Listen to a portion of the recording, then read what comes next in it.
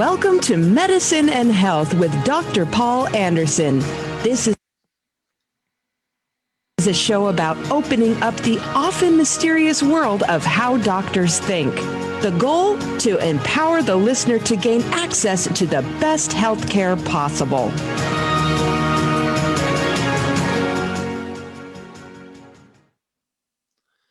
Good day and welcome to Medicine and Health with Dr. Paul Anderson. That's me, I'm Dr. Paul. And our topic today is stress. And I don't think there could be any time you'd be listening, maybe in the future, where we as humans don't have stress. If you're listening live, there seems to be a lot going on in the world. We have, COVID and a pandemic, and we have election in the U.S. and all sorts of things going on that are creating a lot of, extra stress on top of everything that just goes on normally with us humans. So wanted to talk about that today. And there's a couple of angles wanted to come at that with. First is the idea, and we'll develop this a little bit, that stress is actually a normal part of human health and life and all of that sort of thing. So we sometimes think of stress as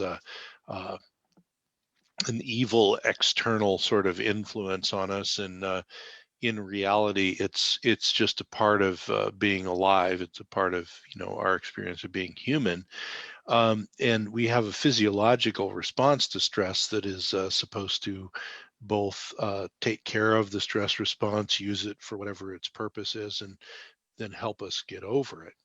That doesn't always happen in that order, and so we want to talk about that as well. So big concepts we want to talk about are: why do we have a stress response? What's it do to us? Why do we feel the way that we feel when we get stressed, or things from the outside stress us, as many people are feeling right now, and things that are going on. And then, excuse me, really one of the things that are probably the best, where the rubber meets the road things, are going to be, what are some things we can do about it, especially when we have this kind of add-on effect where we have all the normal life stress, and then we have extra things, maybe illness, maybe the threat of illness, maybe things that we see constantly in the news, and then you've got things like elections and political stuff going on, and just all manner of things that pile on. And that's not even to factor in all of our own individual stressors, meaning things that go on that are unique to us or our families or our circle of friends. Maybe we have a loved one who was recently diagnosed with an illness, or we have a tragedy in the family, or we have a loss of a job, or any other thing. So there are seemingly endless ways where humans can get stressed.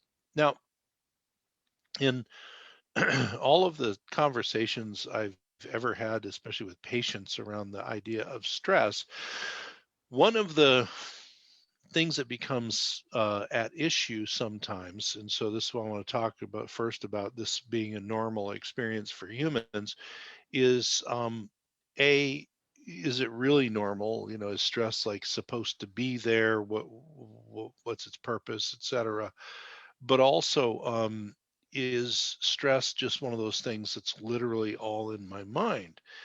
And I think that this comes from a few different places when people get concerned when you say, well, I think that your health issue is somewhat related to the stress that you're having.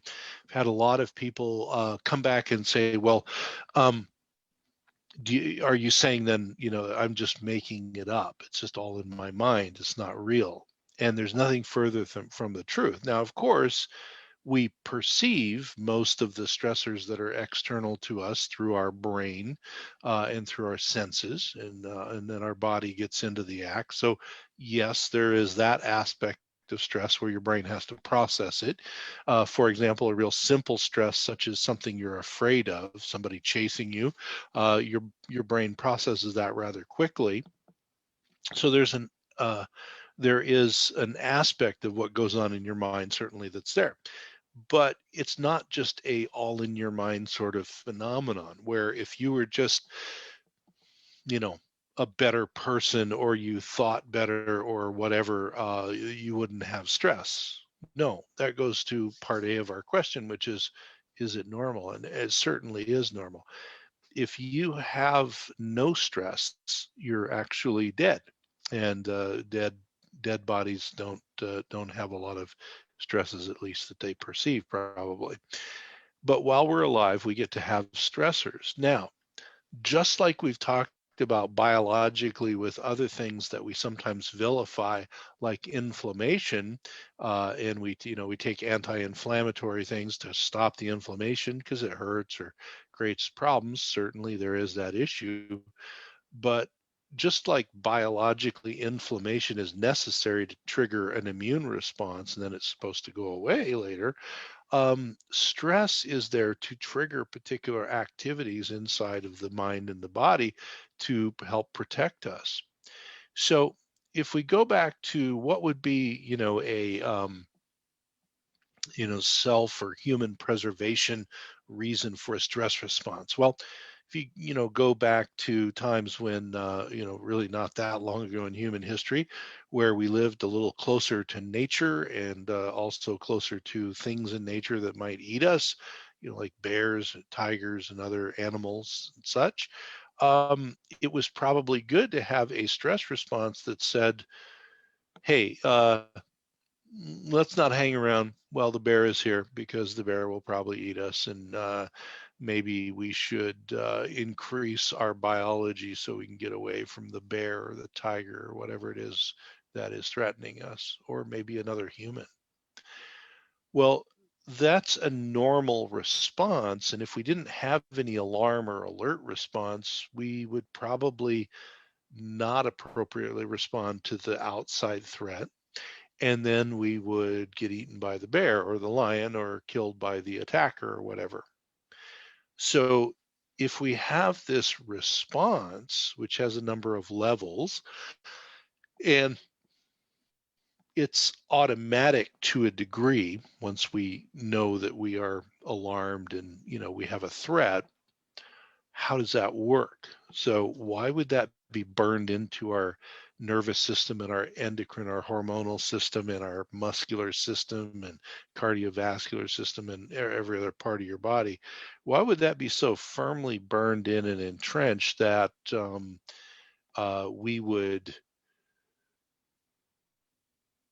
have it as just part of our existence, and many other animals have it as well? Well, what it does is, when you perceive a threat, let's just, for the sake of keeping it easier, we could pick another human attacking you: lions, tigers, bears, giant snakes, whatever it is that you would least like to come in contact with you. We'll just pick bears because that's easy to remember. No one wants to get eaten up by a bear, or mauled or killed or whatever. So you got a bear comes around. Now, intellectually, probably no. Interacting with a bear, not a great idea, probably going to get eaten. But your body actually responds way before you do intellectually. And what happens is your autonomic, the automatic nervous system, goes into, we all heard about fight, flight, or freeze. And fight or flight, or fight or flight or freeze, is the part of the nervous system that is activated when there's a threat. And we'll keep it to bears for the moment. So bear is in the neighborhood. We suddenly have this increase in biological activity, which actually allows us to do a lot of things to get away from the threat, the bear in this case. What are those things? Well, the autonomic nervous system, the automatic part of your nervous system, has two portions that are always working in concert. And they seem to oppose one another, because one side goes in one direction neurologically and hormonally and stuff, and the other side goes in the other direction. But really what happens is, when the bear is there, the sympathetic side grows and the parasympathetic side gets minimized, so that we can utilize this sympathetic outflow of nervous system information that turns on everything in our body to get away from bears. So these two sides are supposed to then come back to normal. That's part of the normal stress response. And then sometimes the parasympathetic grows up and it minimizes sympathetic activity. So there's this always yin and yang going back and forth.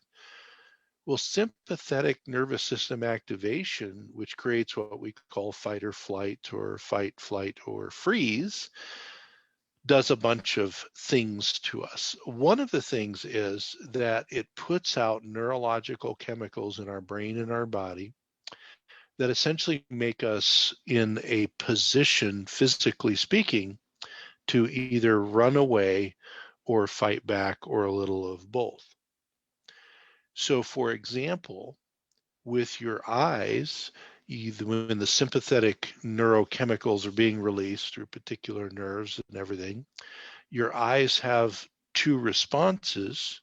One of them is that the lens in your eye that focuses things is actually changed to a focus of far away, and the pupils get really big.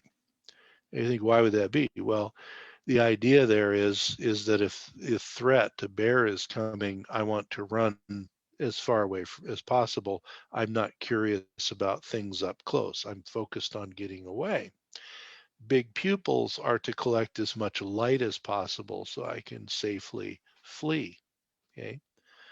We get to other parts of our body, such as the balance between the blood vessels and the digestive tract. They call them the tubular organs, right? Well, the same neurological chemicals that affect your eyeballs also affect the tubular organs, but in two different directions.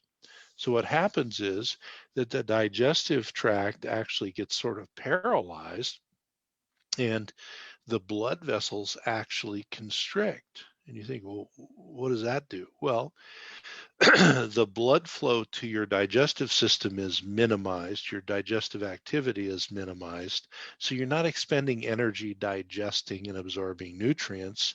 You're putting your energy into your vascular system where your blood vessels constrict, your blood pressure goes up, and what's called perfusion increases. And so your perfusion of blood into your muscles improves and increases. Why would that be? If I'm going to run away, I'm going to burn up a lot of energy in my muscles. I need a lot of blood flow going there to deliver um, new substrates for, from calories and nutrients and oxygen, et cetera, so that I can run away or fight back and run away, whatever it is. Why don't I want to be digesting? It's because that's a waste of energy when I'm about to be killed. I would rather put it into my physical musculature, hence the blood flow improving to the exterior of the body. There's a number of other things that happen as well, but what you can see is that your body is physically put into a physiological state where it is able to either fight back or flee or a little bit of both. Now, there's also changes that these same neurological chemicals that come from the threat to the sympathetic nervous system, the automatic response to the threat, and then out. There's biochemical changes that go on in your body that actually shift so that you can feed the processes that you're now feeding with all this extra blood. For example, there are biochemical changes that allow you to free up nutrient sources so that your muscles can operate at maximum so that you have reserve energy to run away and all of that. There's other things that go on too. For instance, your heart rate, your heartbeat will go faster. We already talked about the blood pressure going up and all of that. So the idea behind it is your body is immediately perceptive of the threat. The brain, through the nervous system, the neurochemicals, hormonal interface, bunch of other stuff, sends all these messages out to the whole body to put you in a position so that you can either fight off the attack or run away. Now, I used to teach this a lot to medical students, and it's always hard to go through this particular discussion without. I had a patient one time that actually was they were in Alaska, they were running, and they were actually attacked by a bear. So real live, sympathetic thing. And they didn't have the opportunity immediately to run away from the bear because the bear actually got a hold of them. Now, obviously, they were telling me the story, so they lived through it. But they literally fought with the bear, which not many people live through, and fought with the bear and would run a few feet away and get caught and fought with the bear some more and fought with the bear some more until finally the bear actually decided that this was not worth the energy to try and eat this person.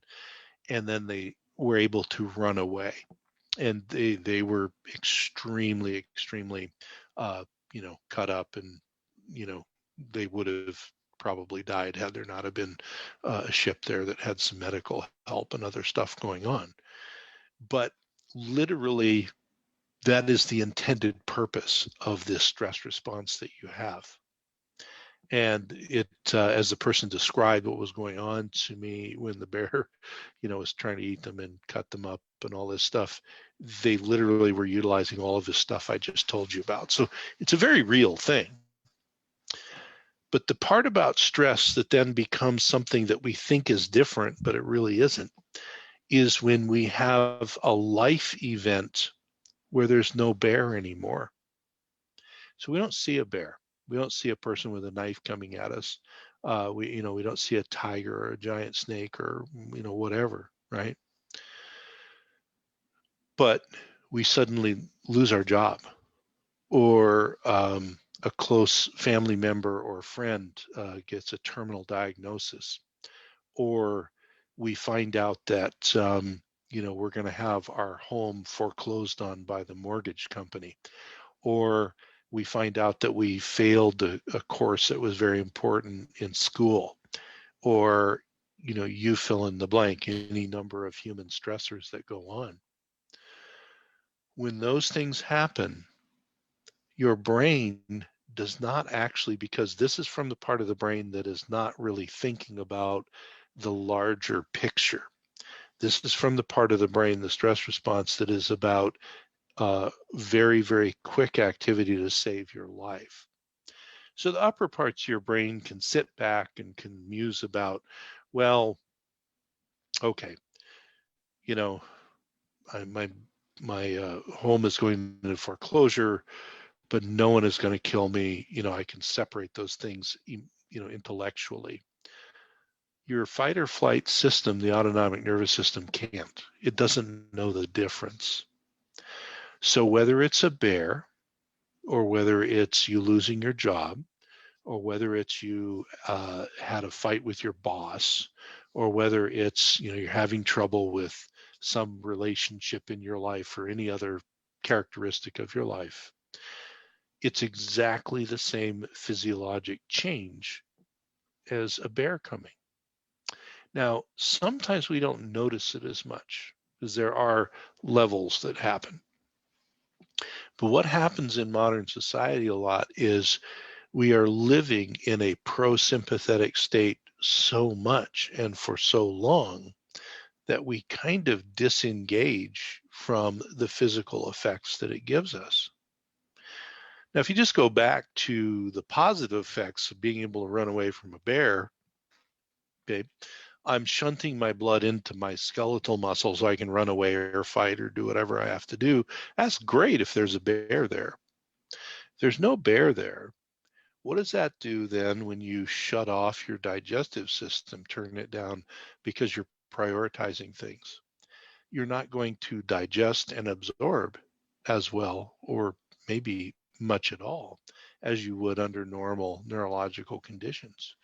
So when you're highly stressed, you actually decrease the normal functioning of your digestive tract, and that has a whole host of problems. But one of the things that we see with people, and it's why a lot of underlying functional or chronic illnesses sneak up on you, is because most of the day they're living in a stress response, and so then they go to eat, the food goes in, and the body kind of moves the food through mechanically, but there's not an appropriate amount of production of, stomach acid and enzymes and all the other good things that help us digest it. So then you have a lot of other, we have trillions of bacteria and some fungus and virus and stuff that live in our GI tract normally. Well, the wrong groups of them will then be emboldened by all this poorly digested food. And in the beginning, you might get indigestion. Well, then after indigestion comes sort of a lot of maybe overgrowth of the wrong organisms or dysfunction of the digestive tract not working right, etc. And then you wind up with a overall digestive dysfunction. Now you think, well, okay, symptomatically, maybe I'd have some, constipation or diarrhea, or maybe just stomach aches, or I'd have other problems. Certainly, you can get that sort of stuff. But think about it a little bit more.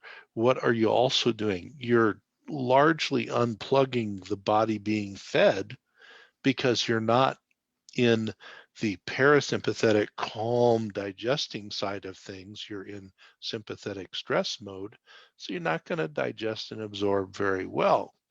That means you can become chronically nutrient deficient and also get all the dysfunction in your digestive tract from the poorly digested food, and it really winds up creating a big snowball effect in the rest of your life.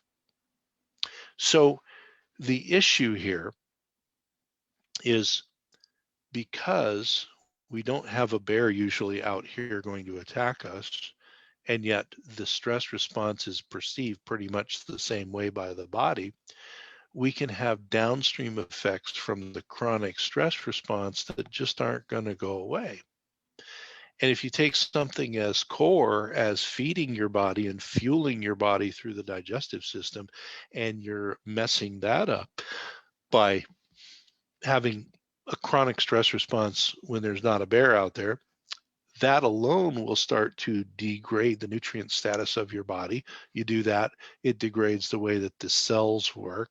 And when you degrade the way that the cells in your body work, you start to degrade the way that your organs work and a lot of other functional things. The other thing is that when you are under stress, now I gave an external example of your eyes and how, excuse me, and how your eyes under stress are more focused, far away, and all that. But neurologically, when you're under stress, the inside of your brain's operation goes into a usually a hypervigilant type of a state. So in addition to the peripheral problems that the stress brings, such as higher blood pressure, higher heart rate, more constricted blood vessels and stuff, which is great short term, not great long term, neurological chemistry is shifted over to hypervigilance and essentially a position of your brain that would be for getting away from a bear.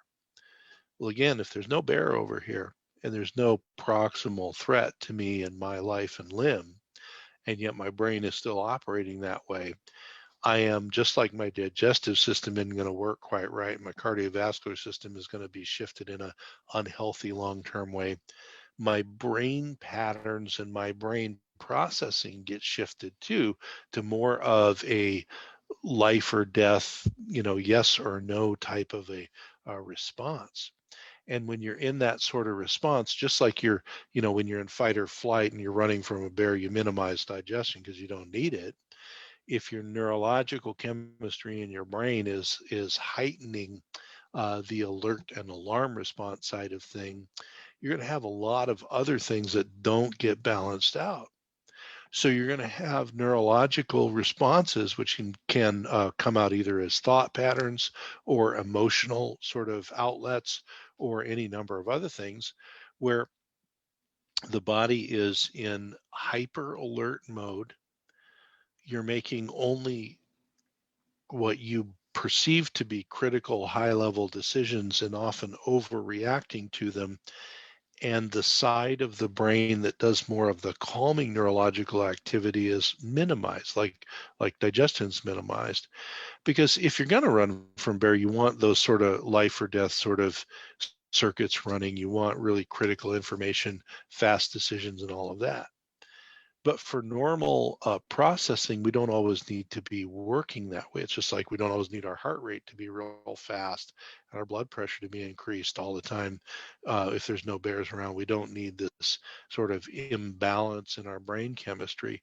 Well, just like long term, that can affect the way that our digestive system does in absorbing things, etc. The other thing that can be affected is the ability of our brain to be able to kind of come back to neutral and settle down. So, one of the directions that the brain goes is actually into this kind of hypervigilant state. And we all have underlying kind of constitutional things about the way our brain works. So some people are very anxious to start with, and they get more anxious. Some people have a nervous depression that they will develop. Some people develop other problems. And so this just accentuates what's already there. It can also engender a lot of uh, inappropriate sleep patterns because sleep is a return to balance between the excitatory and inhibitory sides of your brain, and the fight or flight is about the excitatory side. It can engender, as I mentioned, anxiety and other sort of, kind of hyperactive things that go on. And a lot of people will go through the day and not realize that, well, they may realize it, they may not realize where it's coming from, that they're presenting on the outside a fairly level-headed, calm person, but on the inside, they're literally right on the edge all of the time. And so their friends and family might notice a little bit, coworkers might notice it all, not notice it at all, because they are essentially kind of level looking, but on the inside, they're sort of churning along with this stress response. So long term, the fact that an external stressor that's not a bear and not going to kill you is perceived the same way as a bear or a tiger or something like that, or a person with a knife or a gun, same inputs, same perception, same physiologic change as losing your job, or as trouble in your personal relationships, or as financial trouble, or as health problems, or as other things that go on in our lives. So all of those things become very real physiologic challenges that the body has, and they can lead to very real long-term physical issues. And if you think about just, and there's many, many other parts, but think about just the things that we've discussed up to this point, you got some pretty core things that if you derail them long term are just not going to work out right. You got your digestion absorption of all your nutrients in your food. You have your hormonal metabolism. You have your cardiovascular system being thrown off. You have your brain function and your neurological function being thrown off. You have a lot of things that are just very, very unique and don't end well if they keep going. Now, one of the reasons, if you're listening, live or anytime around 2020, when I'm recording this, if you're listening in the future, we may have other problems going on. But one of the reasons I wanted to talk about the stress response thing and then talk about some solutions coming up was, there's just the year 2020 has been a wild ride by any stretch of the imagination.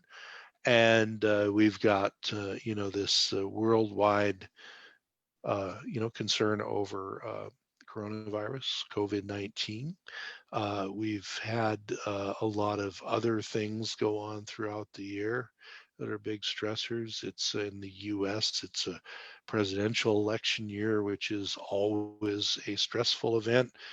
This year is even more so for, a million reasons.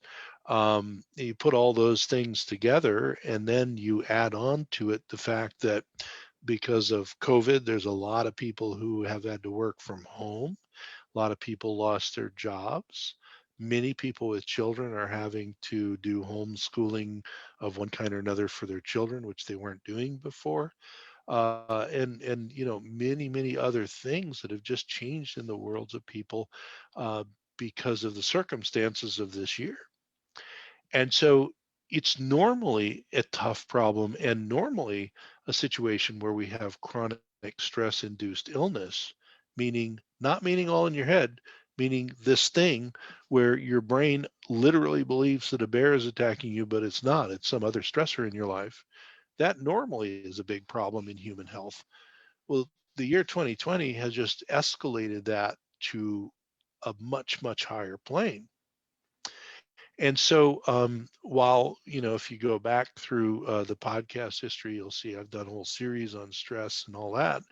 I felt like it was really important just to, come full circle, circle back to this and talk about number one, legitimizing, because honestly speaking, more often than not in conversations with patients, the thing I hear back when you talk about a stress related illness is they believe that you're telling them that they're crazy or it's all in their head. And if they were just a tougher person, they could get through it or whatever. And that's absolutely not the truth. So the reason I want to spend time on that is to show you that this is a human physiologic response. It is totally normal. It's just it's misappropriated in cases where there's something that won't necessarily kill you right away, but it's the same biology and the same reaction as if something was going to try and kill you. So I wanted to really make sure that we understand this is not, you should just be better and then this will go away, or, oh, stress, it's all in your head. No, this is a real thing. And it is exactly the same as if someone was coming up to you and injecting you with particular drugs that changed your neurochemistry. It would be the exact same output and response, only your body's doing it to itself. So the first thing is it's legitimate, it's part of the human condition, it's normal, but by understanding it and understanding what it does, we can understand that we can do things that help to counteract this automatic stress response that we all get under. So, what are some things that we can do even in a year like 2020, or maybe it's a year in the future and we're having even worse things go on? Who knows? What are some things that we can do that help to reset things and deal with this normal physiologic response that gets overplayed because our brain, the part of our brain that responds, doesn't understand the difference between a bear or a person with a knife trying to kill us and every other stressor that that is not going to kill us. And we certainly are living in a time where there's plenty of those stressors. So what can we do? Well, the first things to start with, and this is always, it's sort of on the same level as people, when you say stress related illness, they think, oh, it's all in my mind and I'm just weak and whatever. No, we know that's not the case. Well, kind of along the same lines, the first responses are the things that make the littlest difference in the beginning, but the biggest difference long term. So the first responses that we have to do with stress have to do with the way our body is treated, the way our mind is treated, and what we do around that to try and train our body to go back away from the running from the bear physiology. So one of the things that becomes incredibly important is sleep wake cycles. People under chronic stress tend to get sleep disturbance. Now, that can go in two different directions. One is the person will sleep more. Okay, we see this in depression sometimes, other neuroemotional things. But sometimes under stress, people will try, they'll literally want to hibernate because that's their body's way of trying to deal with things. But more people, it seems, under stress don't sleep as well. How many of us have had the experience of something's going on in your life? You have a big change coming up. Maybe you're moving, getting a new job, whatever, and it wakes you up at night thinking about it. Or you're concerned because I've talked to a lot of people in the year 2020 about this. They were going along, they're healthy, things have been going pretty well. Then they found out they were exposed to somebody who had coronavirus, and now they're worried about getting it. They don't have it yet, but it wakes them up at night and they're just thinking, oh gosh, what if I got exposed to COVID, and how's that going to work out and all that. Any number of things can do that. The other thing is that maybe you're not consciously waking up, but something now people through apps on their phone and Aura rings and other devices can check is how much good quality sleep are you getting through the night. Used to be we would do that with patients who are chronically ill, and we would take machinery that was amazing to do and all this, and almost universally they were not sleeping well at night and not having restorative sleep. Imagine that. Well, now you can get apps that hook up to your phone and do all this stuff rather simply, and what most people find is more stress they're under, the more poor quality of sleep and the more poor quantity of sleep that they get. Well, imagine if sleep is there to help your brain and your body recharge, and you're not getting into the right levels of sleep and the depth and the length of the right levels of sleep. Is your body going to be reset for the next day so that it can deal with the next stressors that come along? Not very well. No, not good. So, sleep quality. Now, there are a number of things that can be done. We don't have time to get into real super depths here. But one thing that you can do, because if you're listening to me anywhere, you're probably on the internet. So you can look up on the internet the phrase sleep hygiene. So instead of dental hygiene, it's like sleep hygiene. And there'll be, a lot of different sites and all that. And as with everything on the internet, read a few and kind of see where they're coming from. But there's a lot of really good advice around sleep hygiene out there, and you can look into that if you're, most of us are having, some degree of trouble sleeping. But there's things like having digital sunset where electronics get shut off at a certain time. There's things about when proximity of eating before bed, and and a million other things that you can look up under sleep hygiene. So sleep and wake is important. The next thing is physically getting your body to re-signal its metabolism, meaning if you move your body and your skeletal muscle in your body moves around, that starts to send chemical hormonal signals out to your body that we are in a repair and building metabolism. The converse is if you do nothing and sit and eat foods that would increase your blood sugar levels, that signals your body that we are going into a pro-inflammatory feeding metabolism. And you can kind of guess which one probably is better for the stress response.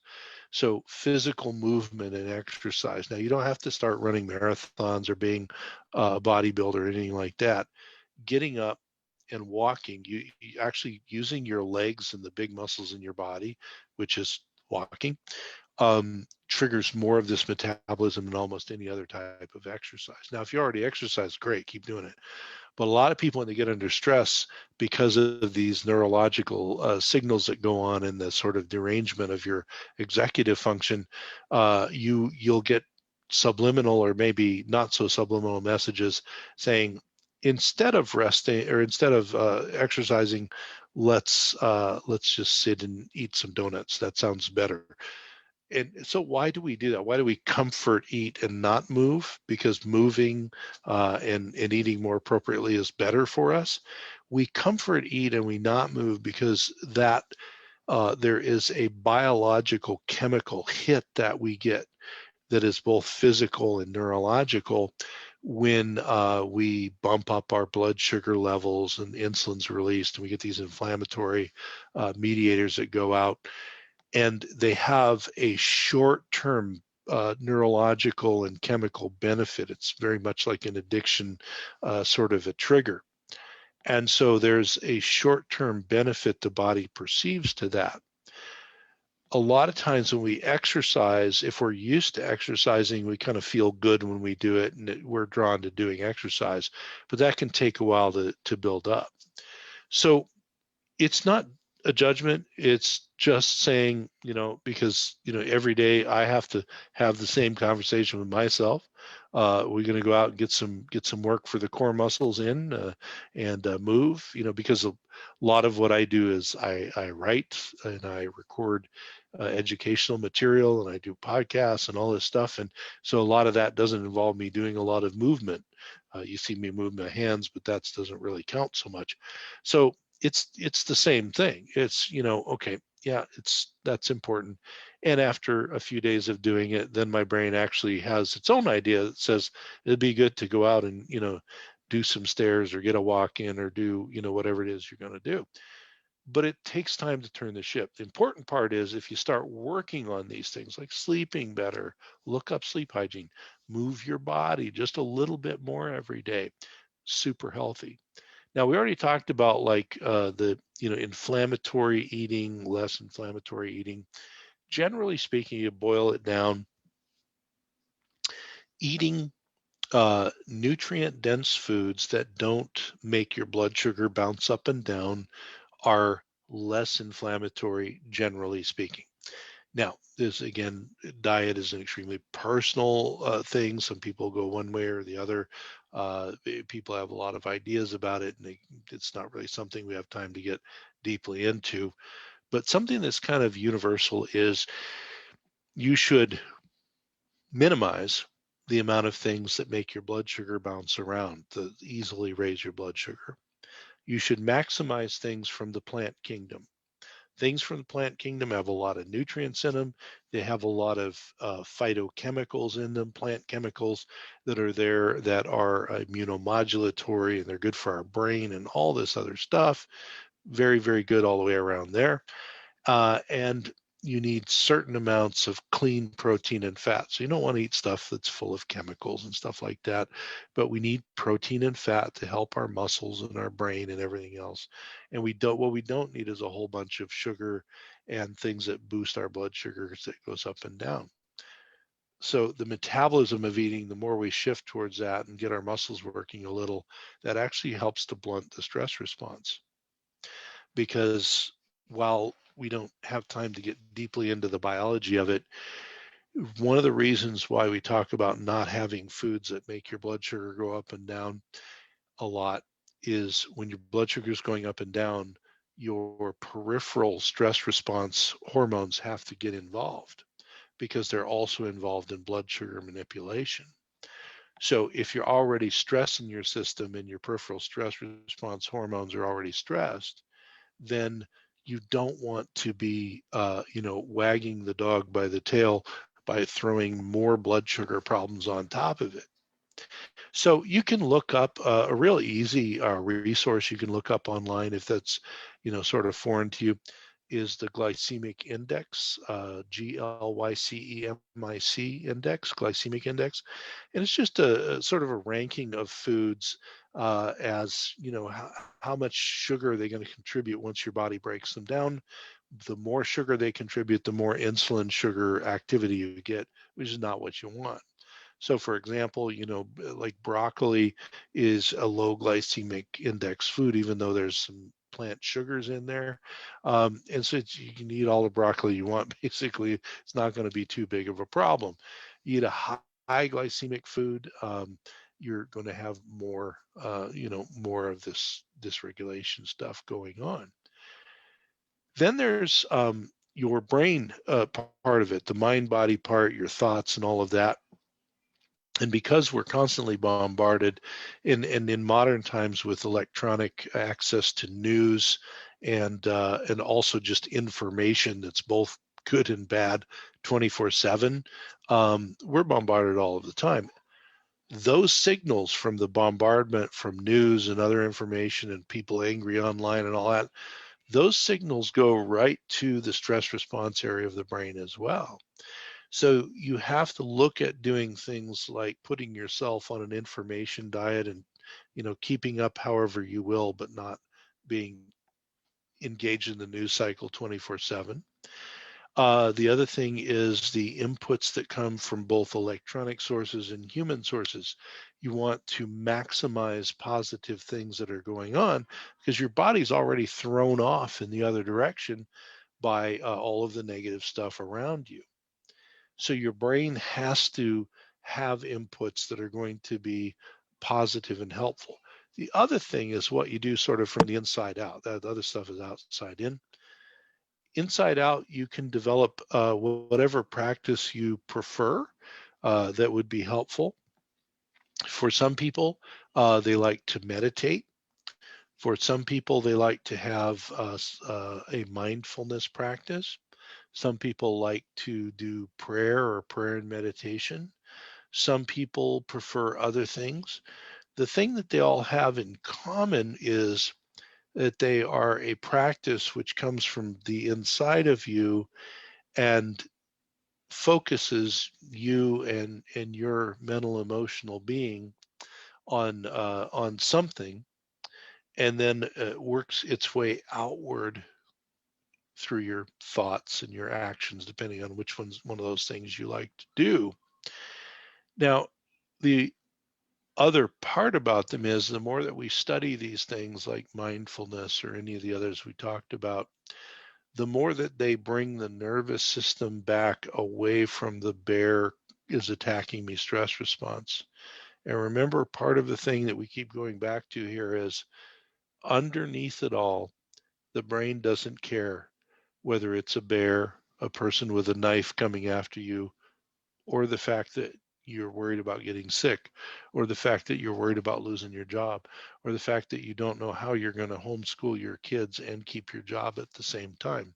It's all the same system. So these internal practices that we can do bring our nervous system back to more of a center place, and they actually have been shown to decrease the sympathetic outflow. And so they decrease things like our blood pressure, decrease the heart rate, they improve digestion, they oppose all that stuff that I talked about in the beginning, where our fight or flight system kicks in.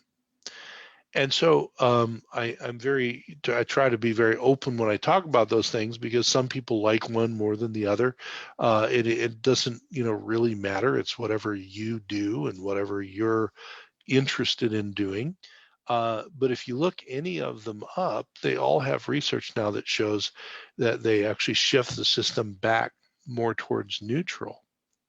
The other thing that a lot of people, it's been a practice for thousands of years, but more people are doing now, become more popular, I guess, is breath work and breathing. Because one of the things that is a literal direct signaler to your brain, and especially to parts of the brain that get involved in fight or flight, is how you're breathing. So under normal circumstances, I have to give the really short version of this, but under normal circumstances, your brain has sensors that sense if you start to breathe faster, okay? Because it's probably because you're running. And as soon as your respiratory rate starts to go up, there starts to be signals that go back to your brain and say, we're probably going to need to upregulate the biology around breathing and oxygen turnover, probably going to have to upregulate some things about output to the muscles. So if you go and you do breath work and there's a lot of people online that do this, it's very, very common now. Lots and lots of people who do breath work and that sort of thing. You can look that up easy. But part of the idea is just one very small slice of a big pie, is a lot like meditation and other stuff. You change your position, body position, you change your breathing patterns, and you actually can shift your nervous system back to a more neutral place. You can look up, there's a doctor, a colleague of mine who's excellent at this and knows more about it than anyone I've ever met, Dr. Brad Lichtenstein. And so if you, Liechtenstein, like the country slash prefect in Europe, Brad Lichtenstein, he's on Instagram and other places. He does tutorials on this, really great stuff around breath work, and he does things for physicians where he explains all the neurobiology. It's amazing stuff. There's a lot of people out there. So there's some people who aren't comfortable maybe saying they want to meditate or pray or do mindfulness, but breath work they could get into. Well, it's all part of the same thing. So something you haven't heard me mention yet, which often they're the first thing that people look for, are not just drugs for anxiety and stuff, but in stress, but what about nutrients and supplements and things? So what I would say is those things are important, and usually someone comes to me looking for advice around this. I'll tell them about all these base things, the breathing, the eating, the moving of the body, and all, and meditation, etc. And then basic things that help to feed the stress system to kind of move it back. The B vitamins are burned up quickly in stress response. Magnesium is used up every day in your body. Magnesium always goes with vitamin B6, so B vitamins do a lot of double duty. But magnesium is a huge one that gets burned up in the stress response. And then things like vitamin C, because it's water soluble. Vitamin C does a zillion things in your body, but one of them is it actually feeds parts of your adrenal stress hormone system and parts in the brain as well. So because we don't make our own, vitamin C is another good one to have. So you see things like extra B complex, magnesium, vitamin C. And then there's a lot of different herbs, and I don't usually give advice on podcasts about herbs because they're kind of specific to people, and some people do better with some than others. But some people, just as examples, and you should really work with somebody who does herbal medicine for this. This is not medical advice, but herbs like ashwagandha, as common in Indian Ayurvedic medicine. Rhodiola is another one. Um, some people use certain types of extracts from herb called schizandra, SCH, schizandra, and a number of other herbs you can kind of look up. Stress supportive herbs. There's also the more calming things they call nervines. You look at like lemon balm is very calming, and some people use valerian or kava if it's a little higher grade. A lot of different things there. But we're running out of time here. So what I want to just mention as we go along is number one, stress response is real, it's normal, and it's not all in your head. Parts of the circuits are in your head, but it's not all in your head. It is important because it keeps us alive, but we need to remember that your brain doesn't care if it's a bear killing you or if it's all the other stressors, the election, COVID, losing your job, homeschooling your kids, whatever it is. It all reacts the same way.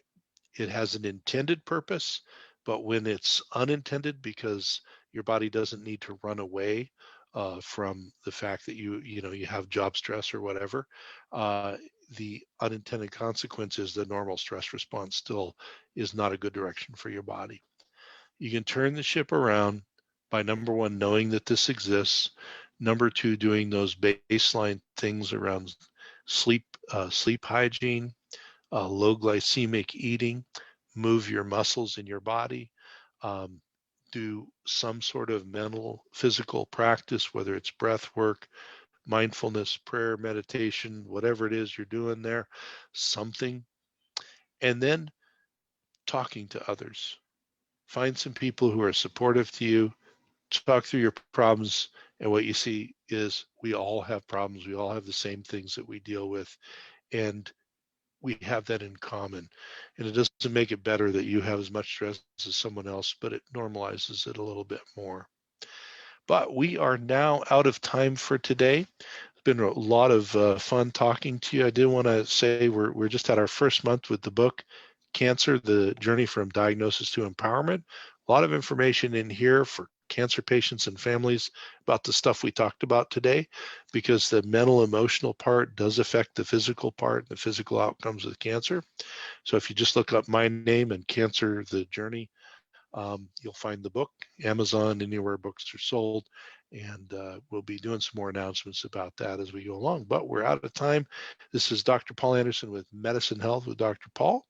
And I'll see you all on the radio next week. You've been listening to Medicine and Health with your host,